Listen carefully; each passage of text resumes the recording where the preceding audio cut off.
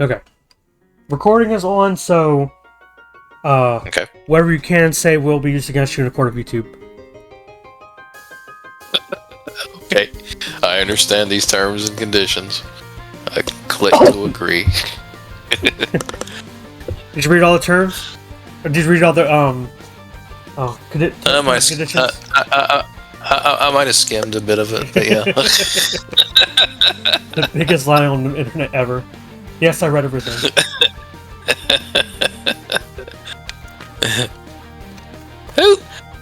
Who actually goes through and reads every single word for word? Lawyers. Oh, yeah, well, okay. They kind of have to. That's their job. They have to. That's true. When they sign any document, they have to sit there and read the whole thing to make sure they didn't miss anything. They gotta. Well, besides them. Yeah, yes, lawyers and attorneys. That's the only people I can think that would actually do that. Maybe doctors, depending on what it is. I don't know. Yeah.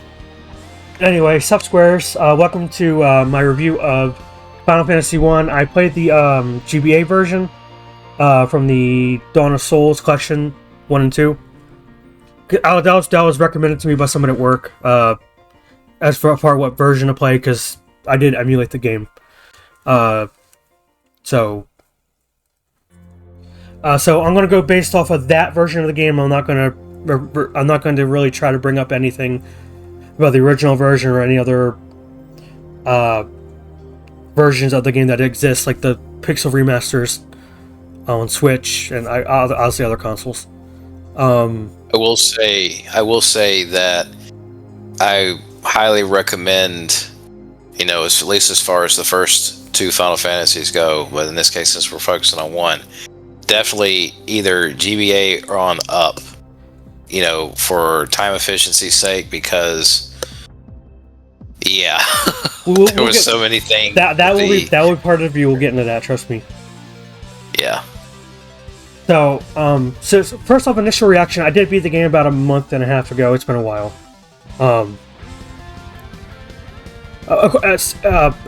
At the point of this recording, I beat the game about a month ago, or a month and a half, roughly. I thought it was being the very first serious RPG I've ever played.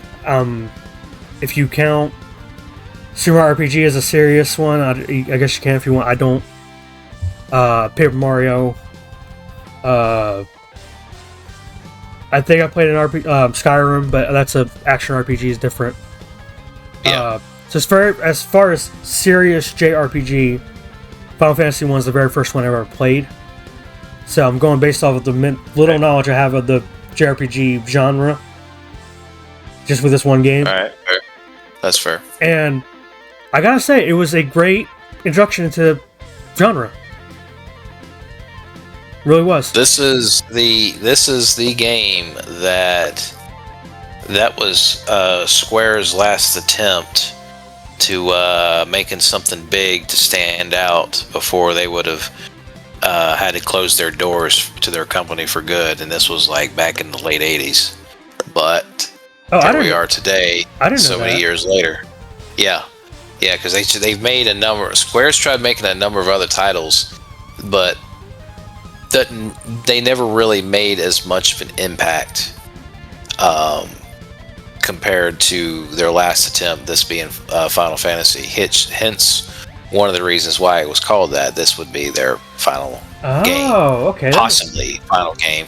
But because it was an instant hit, they had something going for them. It's like, okay, let's see if we can keep this going. And they come up with, new stories, new characters, and different ways of how to, make the journey. Because the thing about Final Fantasy, none of these, with few exceptions, they don't actually connect. Yeah, they're anthologies. So much.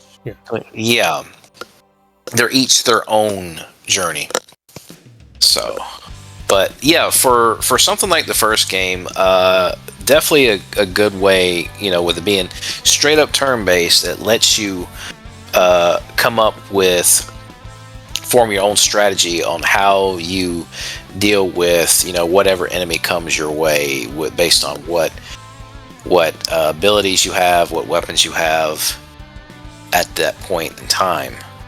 Yeah. So and then of course likewise same with puzzles in certain dungeons, but I kind of getting ahead of ourselves a little bit here. So, teach you kind of like essentially the ropes of JRPGs. Essentially, it's turn-based. It was easy to build your own thing that you want to do in the game. So I want to preface, before we get into the meat of the review, I want to preface this by saying I believe I made a small mistake when I was playing the game when I first started, because again I was playing on emulator, so I had the convenience of playing on an emulator with extra options.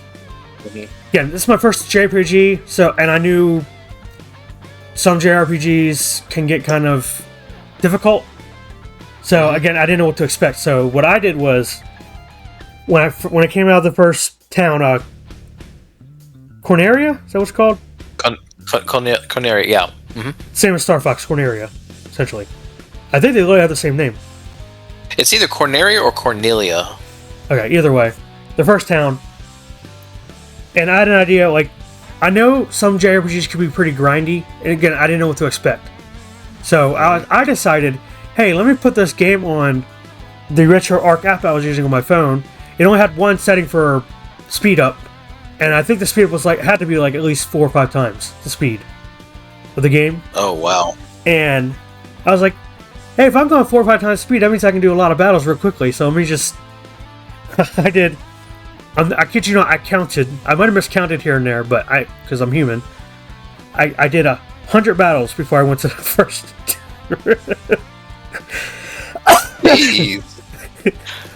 I counted down to 100. You bashed that many goblins? Yes, I did. I told myself I'm playing a serious RPG. I don't know what to expect. I know some of these games can be grindy.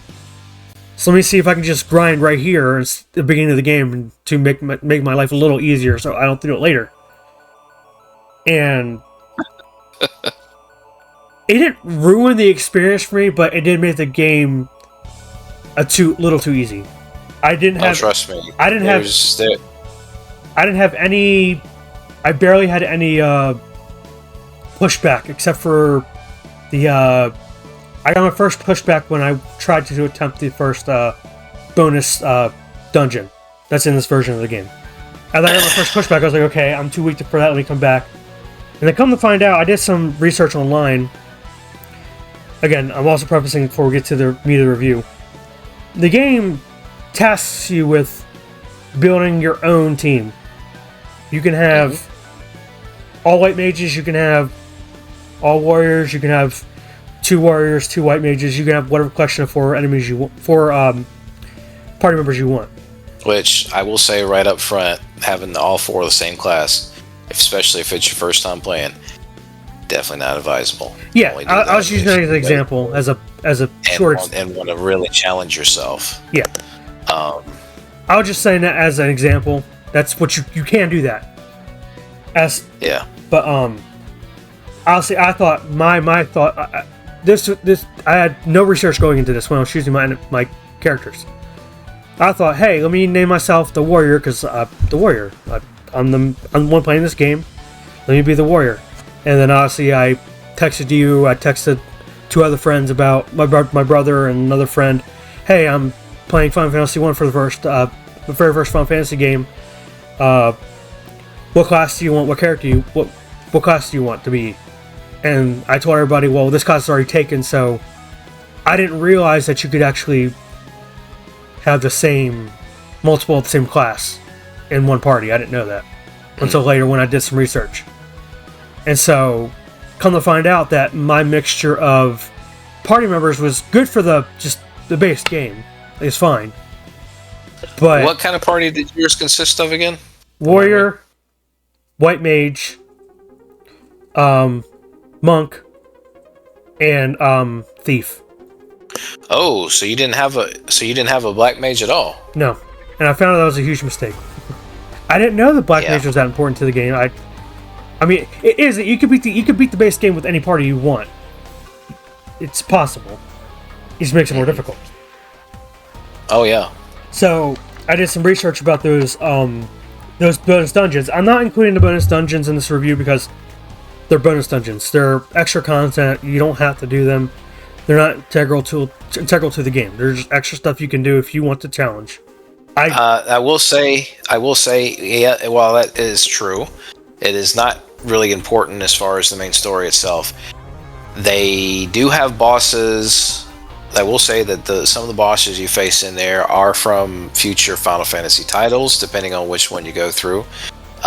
Some can be insanely hard, because even I was not able to finish all of them. I've done maybe 75% of them when I last played through it, and they do have good treasures for you to find, which is helpful, but they are not an absolute necessity, again, for the main story.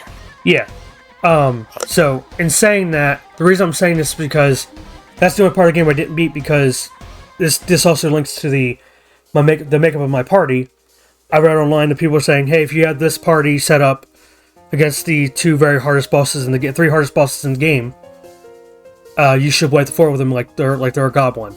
And I didn't have that set up at all. So, c'est la vie, I guess. I don't plan on playing the game over just to beat 2-3 bosses. I'm fine with it. It's not the end of the world. And to my knowledge, with the party I have, I mean, I would have to do from what research I did, I would have to do some serious, like, deep planning and luck on my side to beat the bosses with the party I have. And on top of that, my full party is at full 999 HP, and they wiped the floor with me, both of them. I didn't even put a dent in their HP. I'm not even going to attempt it. I'm high up. I'm really high level, and I couldn't even scratch them. So, and I have to assume that's to do with my party's makeup, and it's just not. My party's makeup is not optimal for those bosses. So, but again, I'm not gonna count that optimization with the party towards the review, because again, those are bonus dungeons. I'm pretty sure if I sat down and actually did the math and did the research and whatever, I'm pretty sure I could find a way to beat them, but I'm not going through the headache to do that. It's fine. It's extra content. I don't need to. Fair enough. So, now we're going to get to the actual review now that we're 10 minutes in. So, yeah, my initial reaction to the game is it was a great introduction into the genre I've never played, JRPGs. I guess starting off with pros, I mean, it's a very simple game to understand. I mean, this is a great gateway game into JRPGs. I don't want to say I'm glad, because I've not played any other Final Fantasy for this one. Would I feel differently if I played Final Fantasy 7 before I played 1? I don't know. Would I have a different opinion of the first game? I don't know. Well, one of the main differences, aside from, as far as popularity goes, because Final Fantasy, I mean, yeah, even though it was a success, more in Japan compared to the States, JRPGs really didn't seem to take off much until 7 came out around the 90s, when the PlayStation was still kind of fresh. That's when it finally started getting more well known as far as JRPGs in itself. Yeah, so I don't know if I would have played Final Fantasy VII or any other later title, if it would have clouded my judgment of the first game. But being during anthologies, and I would think the games are different enough, probably not. I can take it as its own unique experience without letting later games cloud my judgment of how good of a game it is. The only difference, as far as turn-based RPGs goes, between 1 and 7, 1, you can take all the time you need because it is strictly turn-based, whereas something like 7, it's turn-based, but you're also working with a system which doesn't really become so much of a thing, at least until 4, when it's finally introduced. What they call the ATB system, or I think it's like the active time battles. Okay. Where it's like when your turn comes up, you can make a move, but that doesn't mean that everybody else is going to wait on you once they're able to make a turn. They're going to take their turn regardless of what you do or what they do. Okay, so it's like a turn-based action RPG, because I think the action kind of entails that you're able to move at your own will, I guess, without waiting on the turn. So, like I said before, when it comes to the ATB system, think of it like as if everybody has an hourglass or a bar or something. They have to wait until it's filled before they can make their next move. Oh, okay, that makes more sense. Okay. Everybody has that, whether it's screen flickered there. Whether it's the enemy side or the ally side, everybody has this. And once it's filled up, depending on what your agility is, how fast it is, once it's full, you get to make your next move. Okay. That's just how it works. That make the instead of just straight up, okay, no, it's my turn, you're gonna wait until I decide what to do. No, they at that point they cut that all out. It's like you either move or they're gonna move before you make your move. You just got to be quick on the draw with what you decide to do. Now, they have options. Now, I know we're getting a little bit off track, but I'm gonna make this point and then we'll get back to one. That's why they have the options of having it set to wait, to where it gives you a little bit more time with the choice you make, but you can also up the challenge and set it to active, whereas they're gonna move on you regardless of what choice you decide to make on them or for yourself or whatever. Okay. That does sound a lot more... Making it more active. It does sound a lot more challenging than, obviously, what I just played, so... Oh yeah. You'll see as you move forward into later Final Fantasy titles. Okay. Might I recommend? Sure, you can play 7 if you want, but might I also recommend 4? Yeah, I've heard 4 is, as far as like the classic ones are concerned, I think that's the best one out of 1 through 4. I would probably say. I could be wrong. Between 4, actually 6 a little bit. 6 is probably the more better one, classic wise. Okay, I could be wrong. I could be wrong, but maybe I'm misremembering. So, but anyways, yeah, back to Final Fantasy 1. Enough about that for now. I mean, to be honest with you, these sidebars, going on Final Fantasy 7. I mean, I think that kind of tells you how much there really is in Final Fantasy 1. Again, as far as combat and gameplay, it's very simplistic. Like, a 10-year-old, a 5-year-old could probably play this game. They probably struggle because they might not understand what the like. They'd have to mess around with it a little bit, but yeah, I mean, once you get the grasp for it, yeah, it could. When it comes to something like this, you still have to. There is like a story, but it doesn't.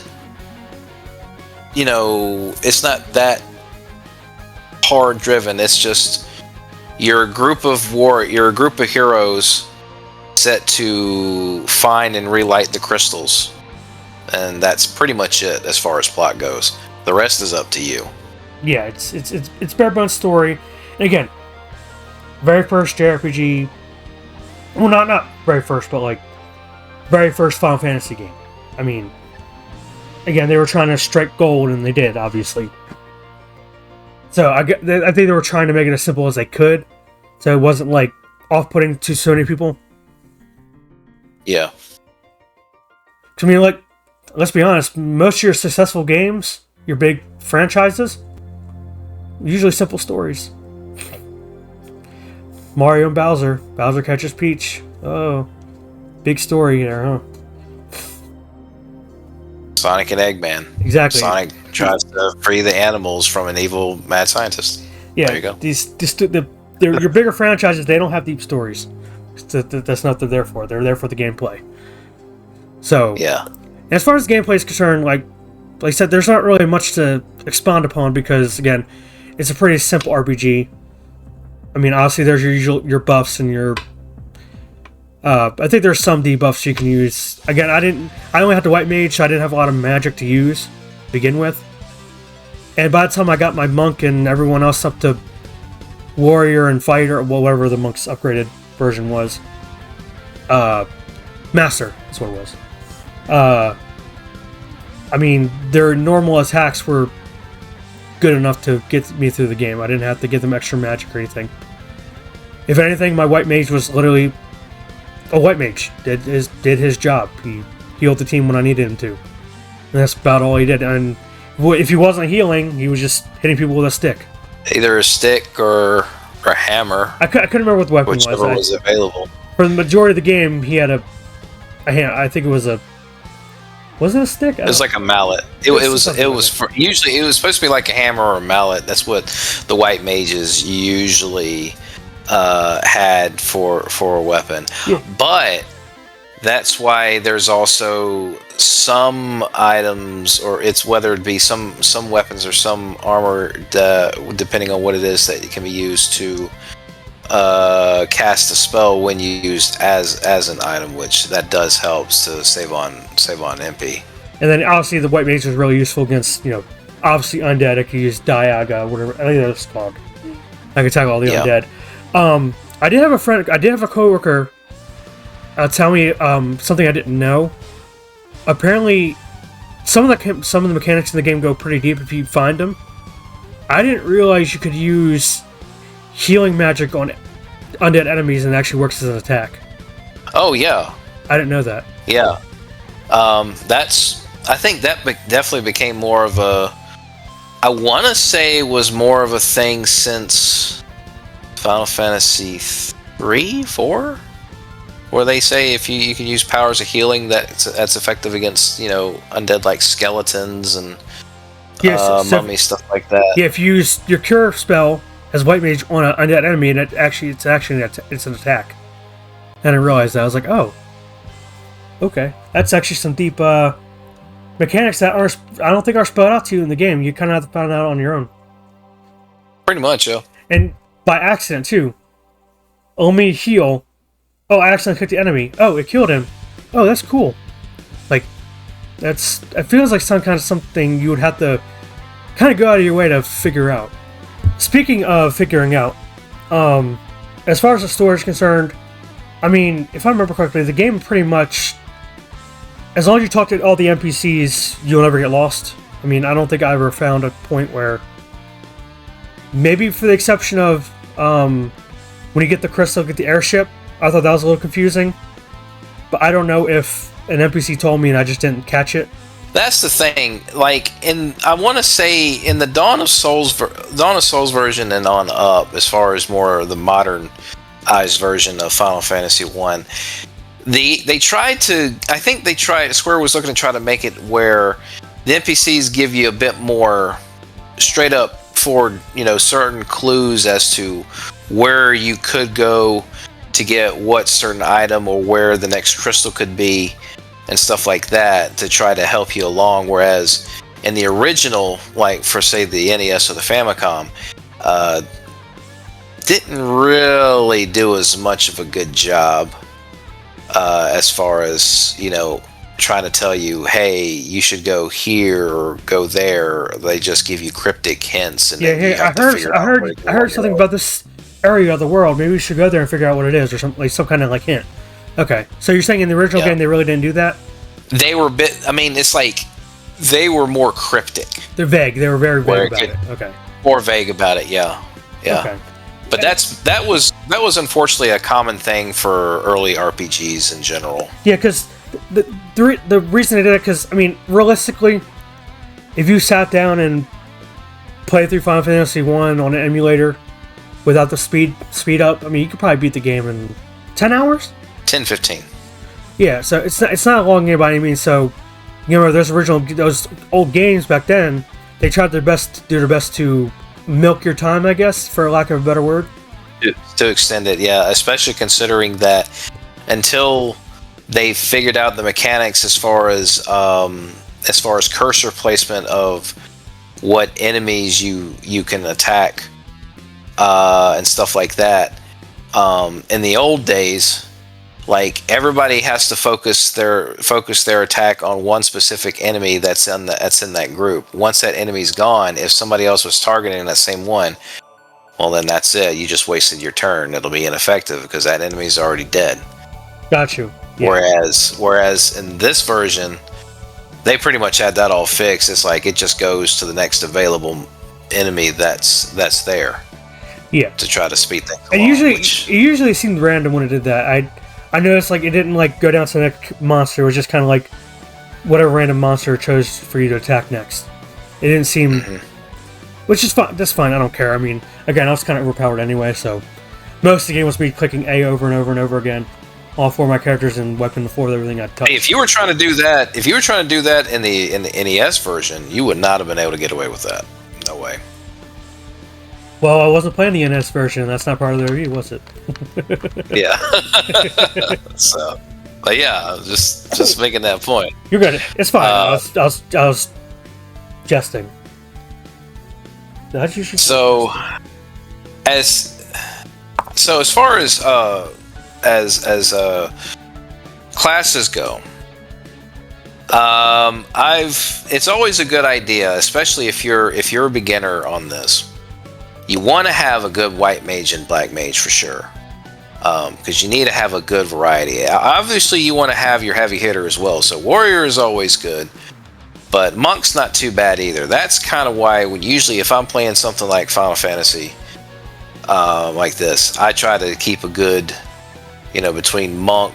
I mean, you could have 2 warriors, but the thing about that is, if you have 2 warriors, that means twice as much money grinding that you're going to have to do to keep them up to date on, on the heavy equipment. Yeah, whereas my monk was the monk on my team.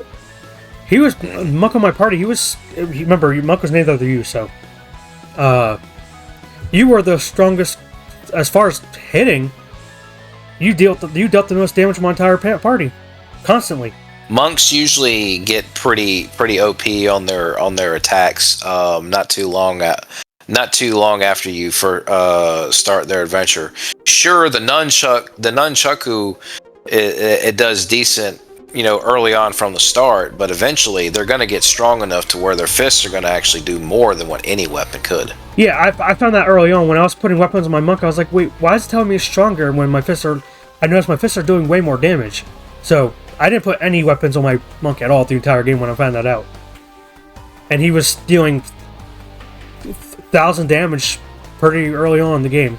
So then you got something like, as far as other classes go, you got something like, the thief, which, okay, if you want someone that's got a bit more agility, I like to think it's just another class that provides a bit more, I suppose, a bit more of a challenge to it. Because you're not as heavy hitting compared to a warrior or whatever. That's what I was going to say. You're faster, but fast, but you're fast, but in the cost of being more stronger. Your attacks are weaker. Yeah. You're faster. Yeah, it's the classic heavy but stronger, fast but weaker. It's a balance. And also, to my understanding, I don't even think you were even able to steal items yet until later Final Fantasy titles. Yeah, I was playing as a thief. I mean, like the entire game. I'm like, what is the point of having the thief? He seems kind of just like another fighter. Like, I could have just put 2 monks on here and I could have destroyed this game. But then again, as far as speed goes, it's also a better chance. Like, if you get in way over your head in a fight, they're supposed to be able to run a lot faster to get away compared to others. So I suppose that's their way of balancing things out for that. The downside to my monk was he was usually the one to go down first too. He was absolutely the weakest on my team. He usually took the most damage. He was first to go out if I ever ran into something like that. So heavy hitter, just not a lot of HP. Fortunately, well, not HP but defense, because he's a monk. Monks usually don't wear much armor anyway. Yeah. So I guess that makes sense from a logical standpoint. But so then finally going back to mages real quick, like it's good to have a white and a black mage. But then there's the red mage that does a little bit of both white and black magic. They're okay as far as I suppose as a balancing character goes. It's not that bad of an idea if you can find room for a red mage, because they also use swords as well. But that's just it. It's like you're not gonna have strong spells, whether it be for white or black magic, compared to the white mage and black mages, and they're only going to be able to equip but such good swords compared to what warriors are able to equip. So you just got to think carefully as far as like what angle you're going to take the red mage, going forward. Yeah, in my research of the game, that's the number one thing I found. Most people are saying the red mage is the worst class in the game because jack of all trades, master of none. It's really kind of, if you have one, if you already have a warrior or a white mage or a black mage or any other class on the team, maybe the exception of the thief. I mean, I think if you traded out the thief for the red mage, I think you'd probably get away with it. It'd probably actually be better than the thief, at least in my experience with the game. Yeah. But as an overall class, a lot of people are saying the red mage is the worst just because it's not strong in any one category, and it's just it's too middling. Like, it knows everything to its detriment. Well, not everything, but yeah. It only has so much ceiling when it comes to all of its things it can do. Yeah. But yeah, as far as like another pro, again, if you can pretty much make the team you have your team make up any way you want it to, and for the most part, if you do it right, it should get you through the main game. It's just that bonus stuff that, again, bring up you're gonna have to plan around if you want to actually go for that. But I mean, I made it through. I mean, again, it might have been my fault with the over leveling. I got through the game with no issues with the party I had. So that's good. That's good. Pretty much likewise for me when I recently went through it. I mean, once you get high enough, especially after you pay a visit to the Bahamut of the game and give them the rat tail, and then you get that class upgrade, like, you're pretty much set. You're gonna have like best stuff right there. Okay, I'm glad you brought up the rat tail, because again, I don't know if it's kind of the same thing with the airship. I don't know if I missed something from an NPC, but when I went through that dungeon to get the rat tail, I opened the chest up and said, "You got a rat's tail." I'm like, okay, thank you. What do I need to do with the rat's tail? Again, I must have missed it or something, because I don't remember the game telling me that I needed to go here, or like some recommendation. Hey, go here, get this item, and give it to this dude so you can get upgraded. I mean, like, yeah, you'd have unless you talk to a specific NPC, which I think in this case you'd have to talk with one of the other wyverns or one of the dragons that's in one of those islands there that's underground, that says, hey, if you want to become stronger, if you want to be deemed worthy for the great king of dragons, then you need to go get this item. Well, the thing is, I remember that part, now that you brought it up, but I don't remember the dragon saying rat's tail. I just saw I remember him saying, go to here and go give me and then come back to me with the item and I'll upgrade you or whatever. I don't recall him saying rat's tail. So, I mean, again, I could be wrong. You can correct me if I'm wrong. I just don't remember. Did he say rat's tail? I want to say somebody mentions rat's tail. I just don't remember who. You know what? Now that I think about it, I think I might have talked to that person who said rat's tail after I got the rat's tail and I upgraded. Yeah, I think I remember that now. Yeah. I think it was in one of the other holes. You talked to one of the dragons in the holes. He said something about a rat's tail. And that was after I got upgraded. I was like, oh, okay, that's where the hits to get the rat's tail was. Because like, I went to the dungeon, I got the rat's tail. I was like, okay, I thought that was just an extra item in the dungeon for something. I didn't know I finished the dungeon already. So I went through the dungeon like 2 or 3 more times trying to figure out what I missed. And then I unfortunately had to pull up a guide and said, no, the rat's tail was the thing you were supposed to get. I'm like, okay. Because it's in lowercase too. It says rat's tail. It's not like capitalized. Like it's a special item. Yeah, same deal. Like if you were trying to find the airship, but you got to have a certain item for that. Or if you were trying to say, find a certain particular other kind of treasure somewhere around the world. But at the same time, I don't know if I can hold that against the game, just because again, you are hinted at, even though it's vague, you are hinted at to go do that stuff. And on top of that, it's an RPG. You're meant to explore the world, each corner of the world as an RPG, pretty much, and then figure the stuff out. So, without a guide, I'm pretty sure I would have eventually found out that, hey, the rat tail goes to that guy in the hole. I give it to him. I probably would have figured that out eventually.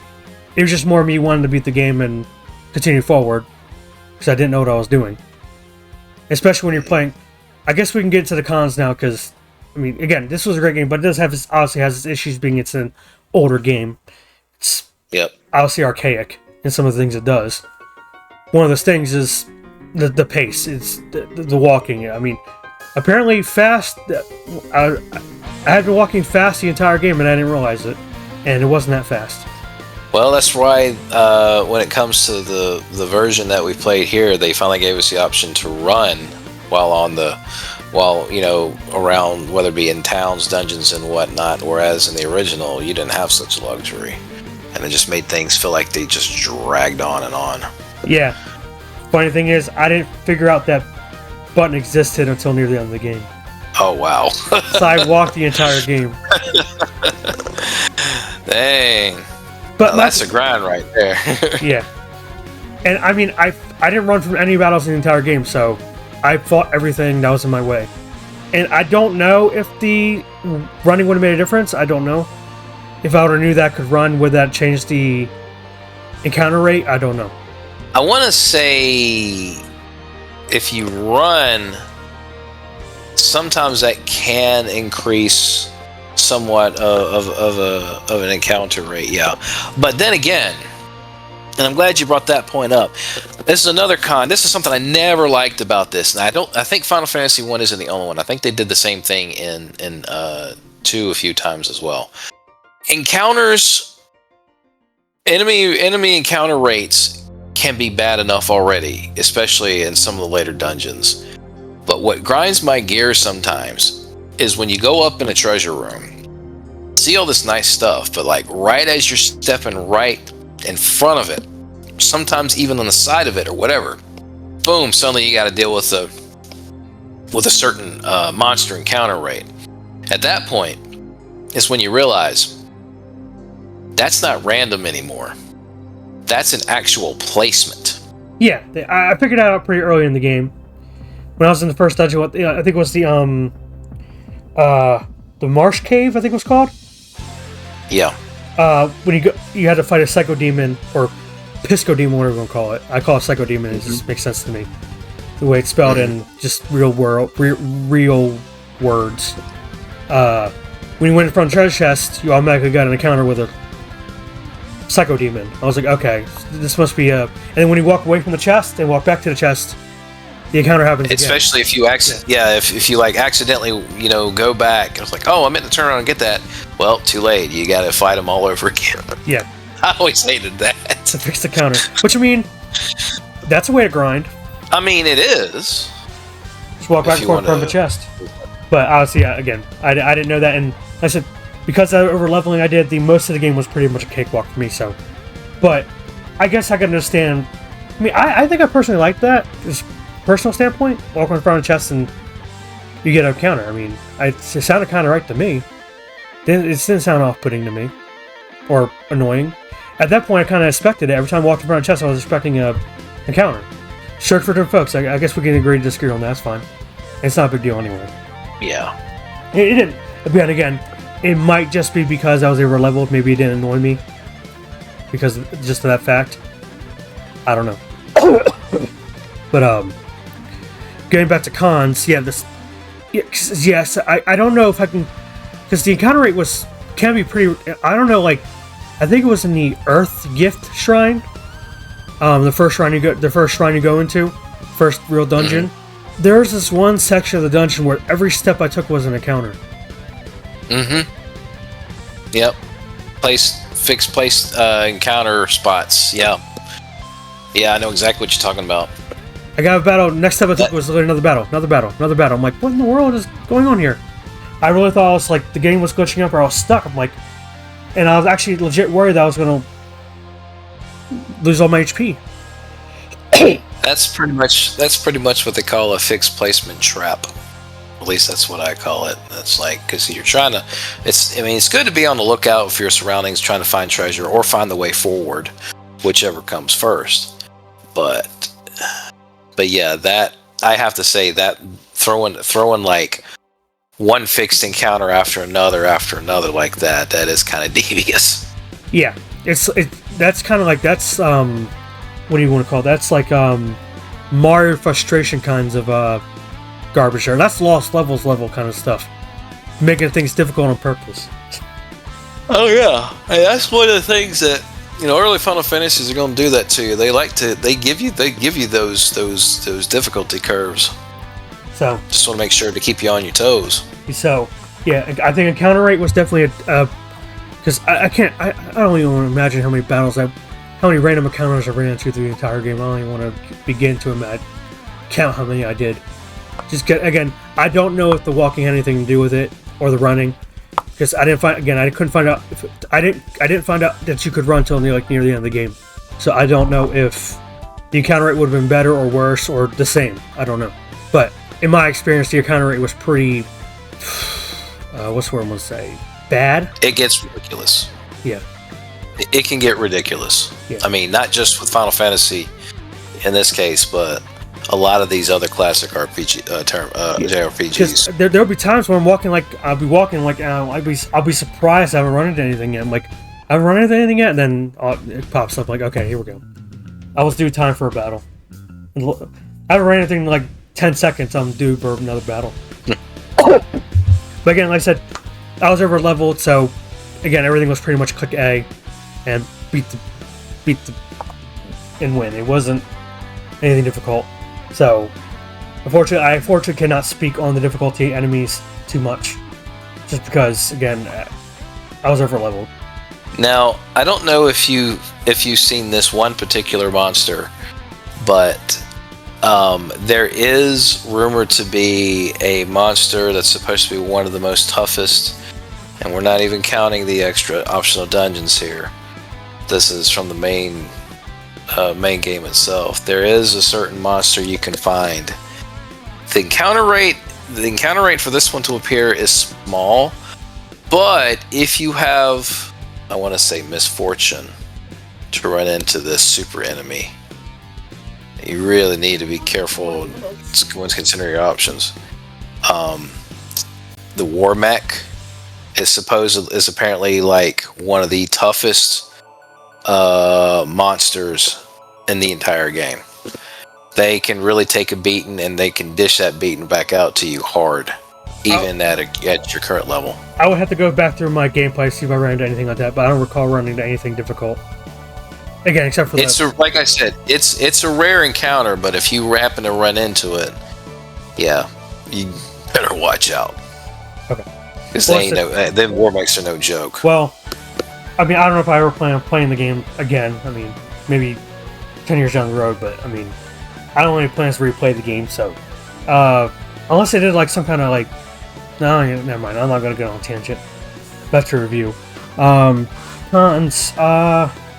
I think some of the I think I kind of mentioned already, but like some of the ways to. I want to say the grinding can be kind of monotonous at times too, especially if you're trying to keep your party's equipment up to date, or trying to keep up to date with the latest spells that you're able to learn once you're at a high enough level. It's just things can get really expensive really fast, and sometimes even the same for I want to say a quest item or two. Yeah, as well. There was a couple times where I went to a shop trying to buy new spells, so especially the spells for White Mage, and I had nowhere near enough money. So I did kind of see that, and I could easily see how if I would have played the game straightforward, like instead of doing the grinding I did at the beginning, I probably could have seen it being a hassle. But again, you're playing an RPG. I kind of went into it expecting to be kind of grindy. So I mean, if you're not there for the grind, then what are you playing for? But I mean, there's plenty of other RPGs that are better, and then they're not quite as grindy. Pokemon. Yeah, definitely. But let's not compare Final Fantasy to Pokemon because obviously Pokemon's as far as familiarity and popularity is not even close. But and they're completely different games. So even though they share the same genre, they're completely different games. And I guess my last con I want to bring up about the game was I think some of the story, like ways to continue the story. Some of the ways to do it were kind of, again, with the Rat's Tail, I think were kind of obtuse. Again, unless you actually went out of your way to find out the NPC that told you that. But again, I mean, with RPGs, I mean, I don't even want to count that as a con because, like I said before, I mean, the whole goal of an RPG is to explore the world and talk to everybody. So, I mean, that's the number one thing I learned when playing any video game, not even just RPGs, talk to people. Usually you'll find your answer. Most of the time, yes, you will. Unless you're playing the original Legend of Zelda. When there's nobody to talk to. Except for the old man. I gotta direct you to a YouTuber later once we're done here that let's just say he has a lot to say about things being wrong with Legend of Zelda, even though it is still a fun game. Well, I'm not going to go too much of a tangent, but I mean, I can understand from somebody today, like after playing Breath of the Wild and going back and trying to play the original Zelda, I could probably imagine them being a little ticked off. It's a different world. It was a different time period with video games. And to my knowledge, I mean, the game came with a map, right? Yes, I believe if you did buy a copy, an official copy, for the Nintendo, I think it did come with its own map. Yes. Yeah, so you weren't completely lost. But then again, they also say in game, hey, if you press it, that's probably another sort of con. I wish they wouldn't make you have to hit a certain button combination, like up or B or select B or something like that, just to be able to see the map. Because otherwise, it's not many hints that can clue you in on that. I didn't know about that until you just told me. Yep. I never used the world map ever. Later titles they make it a lot simpler as far as maps, thankfully. Yeah, I never used the world map ever in the Final Fantasy 1 at all. I didn't know it existed. I probably would have made things a lot more easier. I mean, because I did go online and use an online map, so I guess technically speaking, I wasn't cheating because there was one in the game I just didn't know about. So I guess I'm excused from that. I felt kind of bad. I'd say you're fine. I mean, you're just using the map to try to figure out where to go. I don't see what's what's being so much of a cheat about that. Well, because I didn't know the game had a map in game, so either way, I thought using an outside map that's not in the game would be cheating. You'd definitely be excused for that. Okay, so we talked about pros, we talked about cons. Story, not much to talk about there. Gameplay, talked about that. I mean, you're just going around each temple, defeat the main enemies of the Guardians of the Crystals, and then you got the main, which turns out to be the main villain, even though you fight him as your first boss and you fight him as your final boss. Garland, yeah, being the main villain overall. So, Then basically, RPG Zelda to a lesser extent. Yeah. You go around to each dungeon, could beat the dungeon, get a crystal, and I mean, it sounds exactly like Ocarina of Time to an extent. In a way, it kind of does, yeah. Go to dungeon, collectible at the end of the game after beating the boss, and get all the collectibles and beat the game. Yeah, it's basically what it sounds like. Now, that since we're on the topic of Zelda, I do want to mention the funny Easter egg I found in the game with the Link tombstone. I thought that was pretty funny. What was it? It's in Alfheim. Was it? You go to a tombstone and it says, "Here lies Link." Oh, right. I almost forgot about that, actually. Yeah.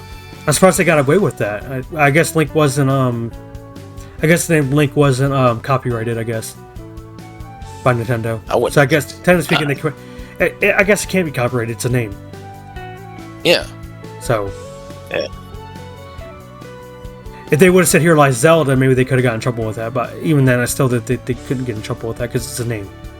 So. Yeah, I'm about to say I would have think it'd be fine with either or, but as is. I know they used Link because you're in a elf village, so Link Makes sense. he has elf ears, and he always wears a green tunic.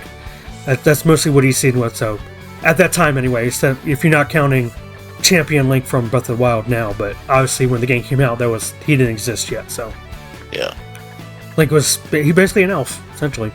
All right, so if I were to give this game an overall just score out of 10, 8 out of 10. It's a great game.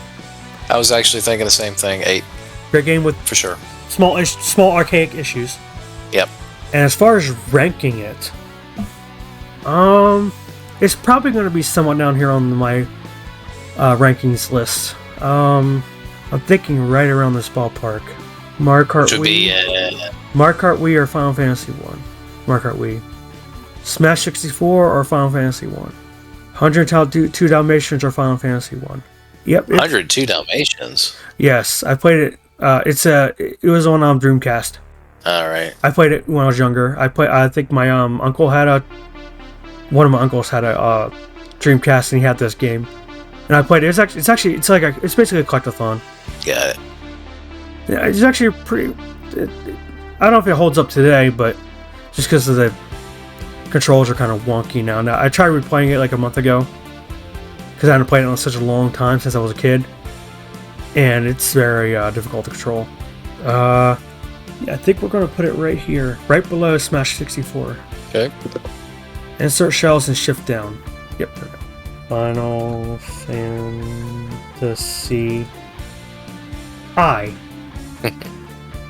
Just above 102 Dalmatians and below Smash 64 at 79 out of 160 games. Not bad. Have you actually, I guess to go on a sidebar, have you actually watched all those videos or no? I put up. Which ones? My ranking videos. I think I might have seen one of them before a while back, but I haven't seen any. They're all up. I'll have to go back and check them out when I can. Okay. All right, well, yep, Final Fantasy 1, right between Smash 64 and 102 Dalmatians. 8 out of 10 score for me. You want to go ahead and plug yourself, Wes? Oh no, yeah, my channel is Arclight84 on YouTube. I also stream on Twitch under the same name, and I have a Discord server, Silver Noah, which I believe you are a member of. Yes, I am. So yeah, come by and hang out when I'm not too busy, with my real life stuff, and I've been trying to do a lot of retro achievement hunting on some classic games lately. So yeah. Awesome. Well,